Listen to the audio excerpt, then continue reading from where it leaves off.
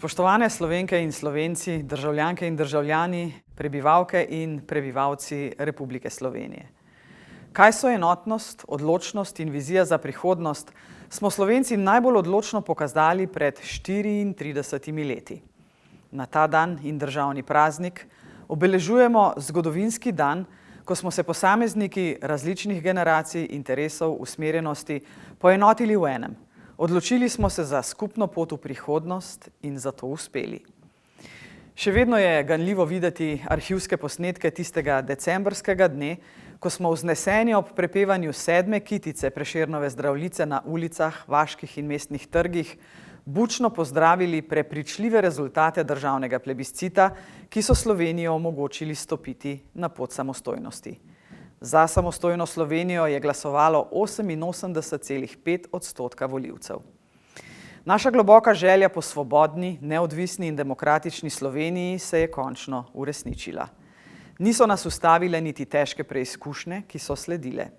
Negotovost, pritiski, vojna, ki je terjala neprecenljiva življenja naših ljudi za eno najvišjih vrednot naroda, samostojnost. Upam, da se še vedno zavedamo, da le svoboden narod lahko gradi prihodnost, ki temelji na pravičnosti in sožitju.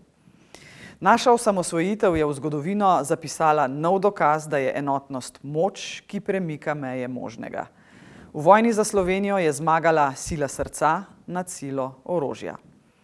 Združeni v pogumu in veri v svobodo smo Slovenci premagali mnogo močnejšo jugoslovansko ljudsko armado.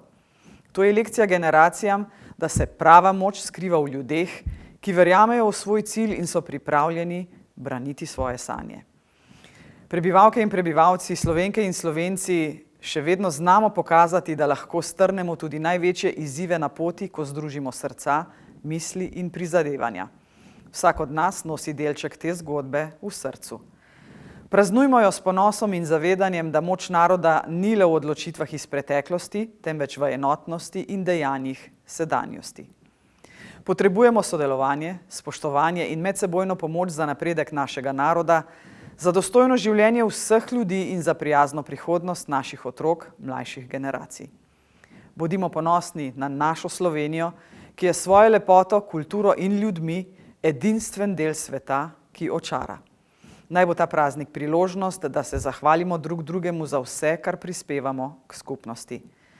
Z zaupanjem se zazrimo v prihodnost in skupaj soustvarjamo družbo priložnosti za vse in pri tem ne pozabimo zgodovinske izkušnje, ki je naš razvoj usodno zaznamovala.